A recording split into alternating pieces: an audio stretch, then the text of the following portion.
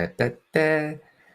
Good morning, everybody. Sam here, live on YouTube, on Facebook, on United People's TV. And I've got a big smile on my face this morning because, as you can see from the title, from the thumbnail, the deal for Jadon Sancho is now very close. It's been a painful couple of years for United, watching this transfer saga unfold piece by piece, tweet by tweet. But we are finally on the edge of signing Jadon Sancho. I'm going to run through all the updates coming from Germany, from the British press, Fabrizio Romano, everybody, to keep you bang up to date and explain to you exactly what has been going on with the Jadon Sancho situation. As always, you let me know in the comments where you are watching this live stream from. I'll try and give you as many shout outs as possible, but I get a good feeling about today's stream. I think it's going to be an exciting one. Look, we've got David watching from Thailand this morning. We've got Mauricio watching from Joburg. We've got Tom watching from Fiji. Wicked. Good morning to you, my friend. We've got Obina watching from Malaysia. We've got Oyaso watching from Italy and Rafael watching from Edinburgh. Reds all around the world. And it's great to do these live videos to get you all interacting. And as always, throughout the stream, please send me your super chats if you're watching on YouTube, because there's so many people commenting where you're watching it from that I can hardly keep up with you. And I can't really answer that many questions. But let's get straight into the deal and let's get straight to the meat of it. And it comes from Bild in Germany. Now, as I said before, it's important to follow the German press when we're looking at the Jadon Sancho situation, because that's what the story is going to break. Last night, they released this. Dortmund Sancho deal is about to close. Now it can go very quickly. And they're saying, according to Bild's information, Dortmund and United have converged in the battle for England's star. Obviously, this is Google Translate, so it's a little bit skew with. But they're saying, look, the agreement is likely in the next few days. And that sparked a bit of an excitement on Twitter. And then Fabrizio Romano, as he always does, he got involved. Says, Man United is still negotiating for Sancho. No panic. All parties involved still confident and optimistic to reach the agreement in the next few days. Dortmund want 95 million euros. That's always been the price, hasn't it? United are working on add-ons and guaranteed payment and official bid structure. He went into a bit more detail. Said United are prepared to pay 85 million euros for Jadon Sancho. United confirmed the intention to include the add-ons, and the payment structure now is being discussed. Personal terms and agent fees, they're not an issue. They're already done. But Dortmund is feeling closer. They still want 95. You skip on to what Jan Agerfjordtoft has said. The longest transfer saga seems to be coming to an end. The second offer is so close to the valuation of Dortmund that it will happen. Saying with absolute confidence that it's going to happen. And we skip on to what Bild said in a bit more detail. United's new offer for Jadon Sancho is 85 million euros, including bonuses, which is not so far anymore from what Dortmund want, which is 90 up front plus 5 in bonuses. Sancho is getting closer. And I think this is a bit of an update that we've been waiting on. We've been waiting for some real movement when it comes to Sancho because it's been stagnating. And I did a tweet yesterday, and quite a few people disagree with it. I said, look, this is why we appointed John Murtough to be sort of director of football. You've still got Matt Judge, who's technically in charge of negotiations, but he's got a new boss. It's like getting a new line manager at work. The boss is now not Ed Woodward. The boss is John Murtough. And I was expecting these sort of things not to happen under John Murtough, but they still are. But we're on the verge of doing it. And this is a very important update, this one. This one is from the Times. Manchester United to land £77 million Jadon Sancho on a 5-year deal. This is a big update here. Manchester United are expected to complete a deal for Jadon Sancho next week. This is coming from Paul Hurst and Ian Whittle. Paul Hurst, very reliable. Strong reputation. Borussia Dortmund rejected an improved offer for the England winger yesterday, but sources say both clubs are willing to reach a compromise. And that is a new thing as well. Up until this point, it's been only Manchester United who had to compromise because Dortmund were not moving or budging whatsoever. Sounds like maybe finally there's some wiggle room from Dortmund. United's latest offer, they repeat the news here, 85 million. Dortmund want 90 million. Although this is an interesting part. Although the deal is imminent, a formal announcement may not be made until Sancho's participation in Euro 2020 is over, which probably means Tuesday evening after England get knocked out on penalties to Germany. So maybe it's not too far away. So it's exciting, man. This really is Sancho getting close. And it feels to me that one of the videos I'm going to be doing very soon is a here we go. That's how close it is to being finalized. Let's see where you're all watching this from, because there's plenty more here. We've got Abdulli watching from Tanzania on YouTube. Good morning to you. Got Anib watching from Pakistan over on Facebook. Good morning to you, my friend. We've got Kyle watching from Durban in South Africa. Good morning. Look at that. We've got Lurgo watching from London. And I'm sure there's plenty of England Reds here as well. We've got Louis watching from China. Good morning to you on YouTube. And we've got someone there. We've got Louis, Kiki, sorry, from Tennessee over on Facebook. Really is wicked.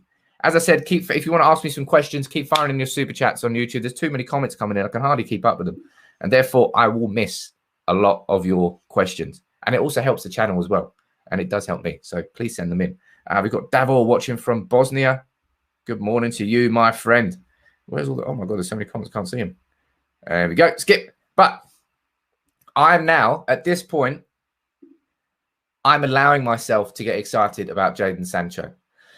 I think as United fans, we've built up this natural block that we've got towards transfer rumours, transfers, because I'm sure there's other clubs that get treated like United do in the transfer market, but United is like sex. It sells.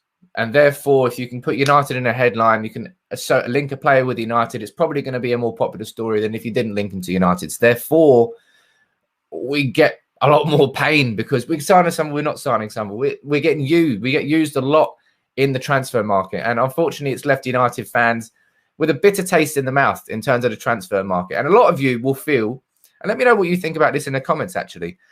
A lot of you will probably feel at the point that we signed Jadon Sancho that a lot of the excitement and the enjoyment of signing Jadon Sancho has sort of been sapped away because of how long it's taken to get pushed over the line, to get the deal finally done. Now, I agree on that to a certain degree because it has been painful. It's been unnecessarily painful when you think, look, why can't we just get it done? Why can't we just offer what Dortmund want? I understand that negotiations have to happen. That if United didn't do any sort of negotiations, other clubs would take us for mugs and just outprice us, which is kind of what they do anyway. But as soon as we see Jadon Sancho there holding up like Sergio Romero, remember how he held up that shirt? Jadon Sancho holding up that United shirt with a big smile on his face. We're all going to forget about the pain that's happened, the real pain that's happened up until this point, because Jadon Sancho will be a United player, and that is going to be an exciting time. And that, for me, is something that we're now close towards. Before I quickly move on to the comments, if you're watching this on YouTube, make sure you drop a like on the video. And if you are new to the channel, please think about subscribing. It's free, and there's plenty of these, and I enjoy having as many people watching as possible. If you're watching this on Facebook, drop a like on the video and make sure you share it so more Reds can come in and join the fun. But let's go down to the comments and see where you're watching it from, first of all, like Ballymena in Northern Ireland. Good morning to you. Jerry on YouTube watching from Singapore. How you doing? Got Dave here on Facebook saying it wouldn't be sapped away for me. I can't wait for him to join. I don't think it will be sapped away completely for everybody, and I completely agree with you. I'm excited to see him join. It's just a shame that you've got to go through this process. And I suppose maybe that's not what other clubs do. You see, look, Juventus have watched Locatelli and his excellent performances for Italy in the Euros, and they're submitting a bid this week. They're probably going to have a deal signed up and wrapped for him within a couple of weeks. It's amazing. It's amazing what other clubs can do compared to United. But as well as this news from Sancho, which for me is the most exciting news, is the big news. That's what we want to see. There's something I've really got to talk about that really impressed me yesterday, and I'm sure it impressed all of you. We all watched that game between Portugal and France. It was a hell of a game. Portugal scoring 2, Ronaldo scoring 2, France scoring 2, Benzema scoring 2. Penalties galore. But for me, it was one individual performance. Because look, you can see Ronaldo got an 8. Benzema got an 8. Have a quick look. Who else got an 8? Paul Pogba. Paul Pogba last night against Portugal was nothing short of magnificent. And I want to use these excellent pass progression maps to really highlight how good he was. 99 passes, 97% accuracy. And if you watched the game and you watched how Pogba played, it wasn't just that Pogba was doing short passes sideways. Because if you look at these passing stats, They can make centre-backs like Ruben Diaz and maybe Harry Maguire as well look far better than they are with the ball at the feet because they're just doing short sideways passes. But Pogba was progressively passing the ball forward, 10 metres or more forward. Look at them. He created the pass that he did to Mbappe for the first penalty. Just his range of passing yesterday was nothing short of sensational. And that's what you want to see from Paul Pogba. And for me, it's a big reason why I keep banging the drum about a defensive midfielder, because the reason Paul Pogba is massively improved with France instead of United is because he's got Kante alongside him. Because having Kante alongside him allows Pogba to really just express himself, which is what Paul Pogba should be allowed to do when he's that good. It's as simple as that. He shouldn't be tasked with winning the ball back. He's too good for that. And I think he knows that.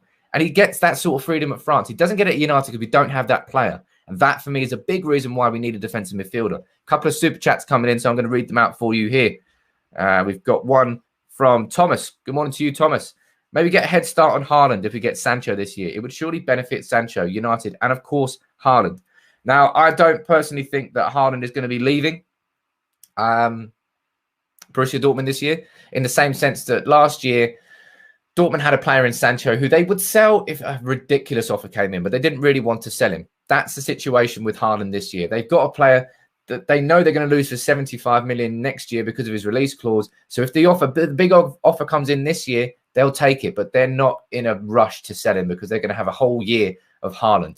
But something that we should do, absolutely, is take advantage of the fact that we've got Ole Gunnar Solskjaer as manager. And I've said this before. He brought him through. He was a manager of Molde when Haaland came in. He helped him become the young player that he was and sort of taught him plenty before he moved to Salzburg. Solskjaer's got to use that and use the Norwegian connection as well, because he absolutely has to. He absolutely has to. Got another comment here coming from Abhijit. I hope I got the right saying. Yay! Finally, I won't believe it until he holds the jersey though. And look, I think that's a natural thing for United fans, for all of us really, to sort of hold off the excitement until we can see him holding the jersey, because we've been let down too many times in the past with, who is it? Sergio Ramos. Who is it that got really close and then didn't sign? Maybe Wesley Sneijder, Gaetan. There's been so many players over the years that the transfer cycles have just gone on and on and on, and United have been left empty-handed with red faces. Now, Jadon Sancho will not be that situation. I've said this kind of with real confidence that I said at the start of the summer, it was in my predictions for the summer transfer window that we were going to sign Jadon Sancho. And it seems like it's now finally on the edge of happening. I won't believe it until he's holding up the shirt. I agree with you, my friend, but I'm also filled with real confidence that this time is different. This won't end like last summer because if you remember last summer, Dortmund wanted 120 million euros for Sancho, and we were only offering like 75, 80. That was a 30, 40 million euro difference. At the moment, we're literally 85 million to 90 million. We are 5 million euros short, which for us normal human beings is a ton of money. For United and for football transfer negotiations, it's small change. It's minor. Therefore, that's why I'm so excited about it. And there's a good comment there that's coming in from Jerry L on YouTube, which will lead me very much onto my next point.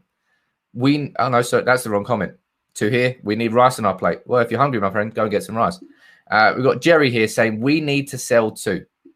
We absolutely do need to sell. We've got players like Jesse Lingard. I think I've already done this before. I sort of went through the Deadwood. We've got Jesse Lingard. We've got not Paul Pogba. We've got Phil Jones. Two clear players that we need to sell. And the reason I'm pulling that comment up is because of this, which infuriates me. Absolutely infuriates me. We've got reports here saying that Solskjaer would like a defensive midfielder this summer, but Man United may have to substantially trim the wage bill and sell well for the manager to be able to recruit one. Now, let me just quickly have a bit of a rant about this, because that's absolutely fucking madness. Defensive midfielder should be number one on our transfer priority list. Absolutely number one, without a shadow of a doubt. So to hear that United and Solskjaer need to sell players in order for us to sign one, that's mental. That really, But I genuinely do not understand United fans that don't think a defensive midfielder is our clear priority this summer. I'm actually going to do a video on it probably next week, maybe tomorrow. We'll see. I want to explain why a defensive midfielder is so important to United, and it's not just for one reason. There are so many different reasons. So to hear that United and Solskjaer might need to sell players and trim our wage bill just to get one, that makes no sense whatsoever. It should be a right back that we have to do that for, a backup right back. But we're further ahead in advance for talks for Kieran Trippier than we are for a defensive midfielder. It's absolutely mad. We've got a comment here. Thank you very much, Dark Prince on YouTube. Truth is, it's almost impossible to find a CDM of the Kante mold. I mean, Kante is Makelele on steroids. Nobody in the world plays football like that. Facts. You're absolutely spot on. Kante is the cream of the crop, the absolute top player in that role. And I don't think we're going to find a player of his quality. But there are very few players of Kante's quality. That's why Kante is so good. But it doesn't mean that we can't find someone who's like 75, 80% of Kante's quality. And I keep going on about it. So many people think I'm a bit mad for keeping saying it, but Ruben Neves, and I'm going to do a video explaining and identifying exactly why he doesn't get enough credit for that position that he can play and has played over the last few years. But Ruben Neves, Wilfred Ndidi, there's so many players that could be fantastic in that role. Obviously, Locatelli has shown how good he is in that role for Italy, but he's going to be moving to Juventus. Let's have a quick look on YouTube into the comments, see where you're watching this from. We've got Rethanelli watching live from South Africa. Good morning to you. We've got Flaky Jago watching from Nigeria. Good morning to you, my friend. We've got Mustafa watching from Italy. If you can, quickly go and get Locatelli when he comes back, put him in a suitcase and bring him to United. That will be good. We've got Jim watching from Freetown. Is that South Africa? I'm not sure. We've got Braze watching from Kenya on YouTube. Good morning to you, my friend. We've got YM saying that indeed he should be our TDM. And remember, is it Leicester signing Sumer from Lille? And they've already got Ndidi. They're just getting spoiled in that department. They could sort of share some of these players around. That would be quite nice of them. But let me quickly see what other news is breaking at the moment. PSG is the other club. Let's have a look at this. This is coming out straight from Dioros out in Spain. Right, we'll go back here. There we go. Let's have a look. PSG is the other club from which Real Madrid expected movements on the issue of Rafael Varane, but the main bet right now is Man United. I spoke about Varane in quite a bit of detail yesterday and explained why I was excited about Varane now, whereas previously I wasn't, because I thought my feelings always were that I didn't think that Real Madrid were going to let Ramos and Varane go in the same summer, but I think it's more the fact now that Varane's only got 1 year left on his contract. They can't afford to lose him on a free.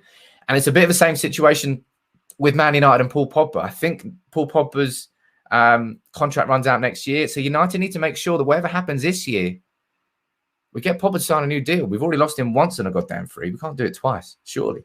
Got a comment here from Haller. Thank you very much. Watching from the Faroe Islands. What's the Faroe Islands like? Never been. Not sure I'll ever go. Maybe I will. Let me know what it's like. We've got Asuo watching from Ghana. Good morning to you, my friend. We've got Fabian saying get a proper English centre. Is that centre back or central defensive midfielder? I think you've mixed them there. And something I've said as well is I wanted to see a lot more from Rice than I've seen so far in these Euros to sort of really prove to me that Rice can play that single defensive midfield role. Unfortunately, for me, I haven't seen enough from Declan Rice thus far to tell me that he's worth 80, 90 million. And I hope he can prove it to me. And maybe I'm wrong, and maybe you don't really watch those players enough in a game to really see what they do. But so far, I really haven't been impressed by Declan Rice. If you're just joining me now, good morning. Where are you watching this from? Let me know in the comments. Make sure you fire in your super chats on YouTube. It's a big help. Let me quickly run through the news again for you. Dortmund Sancho deal is close. This broke in Germany last night in Bild, and it got people excited. Fabrizio Romano then followed up by saying United are still in negotiations for him. Dortmund want 95. That hasn't changed. And he goes on to say that the deal is now closer. You've got Jan Egerfjortoft. He's saying the saga is coming to an end. Dortmund feel like it will happen. And then you've got the Times this morning, or last night actually, saying that United are going to land Sancho on a 5-year deal and that Man United are expected to complete a deal for Jadon Sancho next week. That's the exciting part. That's why I'm saying the deal is now very, very close and it could be done. Let me quickly go back. We've got a super chat coming in here from Abhijit. Thank you very much, my friend. Chelsea signed Kante for 32.5 million. If I'm not wrong, what were we doing back then? He would be worth 80 mil if Rice is worth that much. Matic, look, Kante in hindsight's a wonderful thing. And there are certainly plenty of players in the last few years that United have massively missed out on in the transfer market. Kante's got to be the best and biggest example of him because of when he signed for Leicester, he went on to win the league, then he went to Chelsea, then he won the league, and now he's won the Champions League at Chelsea, he's won the World Cup with France. The guy's had a littered career since he's joined, but Leicester's scouting department at that point was fantastic. They had Mahrez, they pulled Kante out of obscurity. United typically haven't made many signings like that over the years. We've gone for players who are slightly more established. Apart from maybe Amad Diallo, someone who could say who falls into that category. That's more someone who's signed really for the excitement that he brings. But let's go down to the comments and see where you're all watching from. We've got Nick Wee watching from Singapore. Good morning to you, my friend. We've got Craig Sordens watching from South Africa over on YouTube. Good morning, Craig. Make sure you drop a like on the video if you haven't already. We've got Kyle watching from Botswana on Facebook. We've got Kev watching from Kenya on YouTube. Let's have a look at some of the other comments as well. Finally, someone with sense. Been saying that Rice guy is McTominay with an English passport, nothing special. And Ndidi or Neves would be nice. Now, Ndidi would certainly be that established world-class. I'd probably go as far as to say he's on the verge of world-class in his role. And he knows what his role is. When you watch Leicester playing, Ndidi doesn't really divert from it. He doesn't go on any barnstorming runs. He doesn't really leave his position. He does what he does. And that's why he's so important to the team, because he's happy to do it and excellent at doing it. And as I said earlier in this video, I'm going to do a video probably next week, maybe later this week, probably next week on Ruben Neves and why, for me, he would be the perfect midfield signing, because all you got to do is take a look at his stats. Don't tell you everything, but they certainly can show you what sort of player Neves is. And he stacks up against Ndidi, against Rice, and even stacks up against Kante. And that has to be the marker, because that has to be the player that we have to go for. Where are we all watching from? Damien watching from Cape Town. Good morning to you. Divin watching from Australia. And Stephen over on Facebook watching from Canada. Ibrahim saying that Neves isn't a good standalone DM. I'm going to be looking into that a bit more in that video I do as well. And Fadzi, you're right. Germany to knock England out of the Euros so that United can complete a deal for Sancho sooner rather than later. So maybe on Tuesday night, Sancho can hold that shirt. I mean, it won't happen on Tuesday night because might be a bit unfair if he gets knocked out of the Euros to then think he's going to sign a deal. But I'm excited, man. As I said before, it feels like this is now on the verge, this Sancho deal. And it's been a long, long, painful time for United. And I wanted United to go in this summer and do it nice and early. But the Euros sort of put a blocker on that. I think if the Euros wasn't happening, I think Sancho would already be a United player. But at the same time, the Euros going on does not stop United and Dortmund from dealing with each other. It doesn't stop us from negotiating with Dortmund and getting that deal done. So in that sense, you can't really use the Euros as too much of an excuse. I don't know. Maybe I'm being slightly unfair in saying that. But I'm excited now. And Sancho finally got some in it. I didn't know what Gareth Southgate was doing. Was it Jadon Sancho? What is he? I don't know what Sancho had done to piss Southgate off, but Sancho finally got some minutes in the Euros. I don't think he's going to be starting against Germany because of how good Bukayo, is it Bukayo? I think it's Bukayo. Saka was for England. Man of the match performance for the 19-year-old. He really is sensational. And Arsenal have got a fantastic player on their hands there. But Jadon Sancho, man, we're on the verge of doing it. And we need to do it. We need to push it fast because for me, Jadon Sancho is not the priority this summer. It's the most glamorous signing, sure, but we need a defensive midfielder more than we need Sancho, and we need a centre-back more than we need Sancho. So for United to go out and do those two big signings that we still have to happen, we need the Sancho deal done, because I think United have taught us over the last few years that we certainly do not do multiple deals at once. It seems like we do one or the other. Got Colin here with a comment on YouTube. Thank you very much, Colin. Locatelli or Neves seems good for United. I haven't watched enough of Locatelli. He's clearly going to be one of those players that comes out of the Euros with a much bigger reputation than when he went in. I think Calvin Phillips will do the same thing. Maybe two players who could be very good for United. But Ruben Neves, you know, I've been saying Ruben Neves from last summer before. I've loved him. And 18 months ago, Ruben Neves would have cost us 70 million. Would have had no chance of signing him. He's only going to cost 35 million now. And if we're going to be spending like 20 odd million on Kieran Trippier, come on, spend 35 on him. Got Peachy saying, Sam, your thoughts on Kessie from AC. Quite a few of you have mentioned him, and rightly so, because how good was he against United in the Europa League in both legs? Really quite an impressive performance from Kessie, but I don't think AC Milan will be selling, if I'm honest. And I haven't really seen him being linked. Oh, look, first person watching from Cambodia. Good morning to you, Dion. Where else are we watching this from? Got Dean watching from Gothenburg. Congratulations to Sweden. 3-2 winners against Poland last night. That was an exciting night of football, wasn't it? Maybe let's talk about the Euros for a bit. Let's see. Euro 2020. What are the fixtures we've got coming up now? Let's have a quick look at the fixtures. And as always, keep firing in the comments, keep firing in your super chats, and I will answer as many of them as possible. Wicked just clicked an advert. Thank you very much, Euros website. Let's have a quick look at these then. Which of these games are you most excited about, people? Let me zoom in a little bit so you can see it a bit more. Wales playing Denmark. Probably back in, I don't know. Sorry, I'm back in Wales. Wembley, Italy against Austria. Italy all day. In Budapest, Netherlands playing Czech Republic. Will be an interesting game, that one. But you back Netherlands. Biggest game, certainly the round of 16. In Seville, Belgium against Portugal. You got to feel for Belgium, right? Because they finished on 9 points. They topped their group. They nailed it. And then they get Portugal. That's just unfortunate. 28th of June in Copenhagen, Croatia against Spain. I mean, Spain won 5-0 against Slovakia, but Spain have been absolutely pooped so far, really. Then you've got France against Switzerland in Bucharest. France all day. And then you got the big one. 29th of June, Wembley, England against Germany. Had to be, didn't it? Had to be. Back at Wembley, back where Gareth Southgate scored that, well, didn't score, missed that penalty back in Euro 96. Can it be redemption for Southgate? Everyone's hoping so, certainly. And then in Hamden, you've got Sweden against Ukraine. And I would back Forsberg, looks like one of the players of the tournament so far. Banging in goals left, right, and centre for Sweden. And he looks very, very exciting. So I'm excited to see what happens in these games.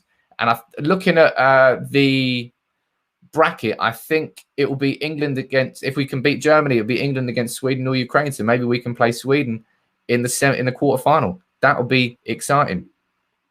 Comment here from Abidis. Thank you very much, buddy. Keep sending these super chats. You're a big guy. Why no Basuma talk?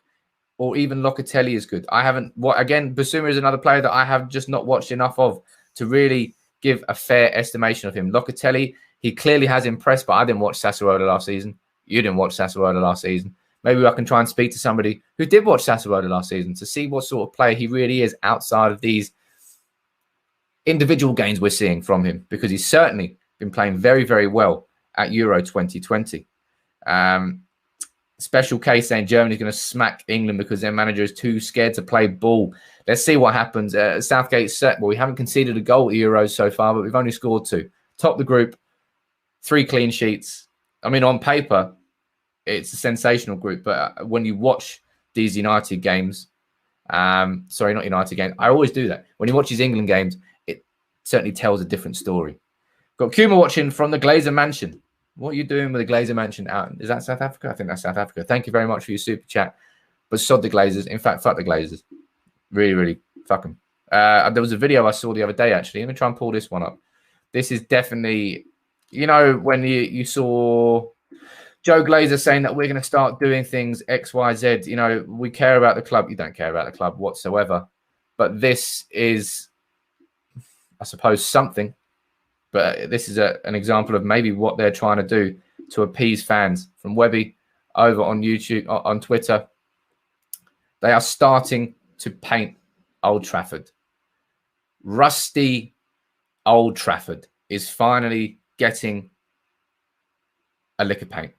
I mean, it's way overdue.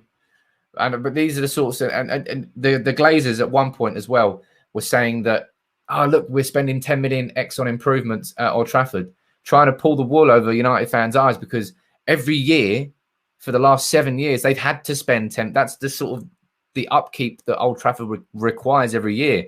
So they're trying to use that and say, look, we're actually spending 10 million, whereas they've always been spending 10 million. That's the absolute minimum. It's like doing the minimum amount of work for your coursework at school. That's what the Glazers are trying to sell this 10 million as. I'm going to have to do a video as well on the latest, on these numbers here. I'll pull them up quickly now, but I'm going to run through them in a real detail for you. Our financial results came out for Q3, sort of shows a bit of the impact of COVID-19. I'm going to run through all these numbers and graphs and explain them all to you in nice and easy detail. So if you are new on the YouTube channel, make sure you subscribe, because that's going to be coming next week. And make sure you drop a like on the video. If you're watching on Facebook still, make sure you drop a like too. But let's head down to the comments and make sure, please, you keep sending in your super chats. I love answering them. It helps the channel and it helps me. And I'm talking about Jadon Sancho, so I'm going to leave him on the screen there and go back to me full screen. Badoosh. Let's see where you're watching this from. Thank God, Sam. I hope that's your name because of me, but it probably isn't. You watching from UAE. We've got Jackson watching from South Korea. Good morning to you. We've got Stanley watching from London. Good morning to you, my friend. Nice and sunny in England today, which is quite nice. Got Abdu watching from the Gambia, and we've got Shakila watching from Sri Lanka. Kim Wheeler over on YouTube needs more than a coat of paint to heal the gaping wound caused by the Glazers. Gaping wound. Excellent use of the word gaping. It's exactly what they've done to United. And we've got Istad watching from Sweden. All around the world. Swaziland. Cool. Got Mike Richard watching from Cornwall. Good morning to you down in Cornwall. I'm sure it's beautiful down there this week. But to finish off, Jadon Sancho. This is the big news coming from Paul Hurst, coming from the Times, of a source that you can trust. United now are on the verge of completing that deal for Jadon Sancho. It's big news. I'm excited. This should be done next week. So at some point in the next few days, you're going to get me on a stream with a big smile on my face and hopefully a here we go in the title. That's what we're all looking forward to. And that's why this has been an exciting stream to talk about, because Sancho, it's getting close. Thank you all very much for joining in. If you are still here and you are new, please drop a like on the video on YouTube and on Facebook. If you're watching it on YouTube, please subscribe. Get involved in these interactive shows. I enjoy doing them. I enjoy watching where you're all watching this from. Like Kings of Everything from USA, Ewan from Singapore, Antaman from Gambia, Khan watching from India, Umaru on Facebook watching from Sierra Leone. Hey, it's good fun, eh? But thank you all very much for your comments, as always. As I said, make sure you drop a like on the video. Make sure you subscribe if you're new. I'll be back later on today if there's any bigger news on Sancho. But enjoy your day.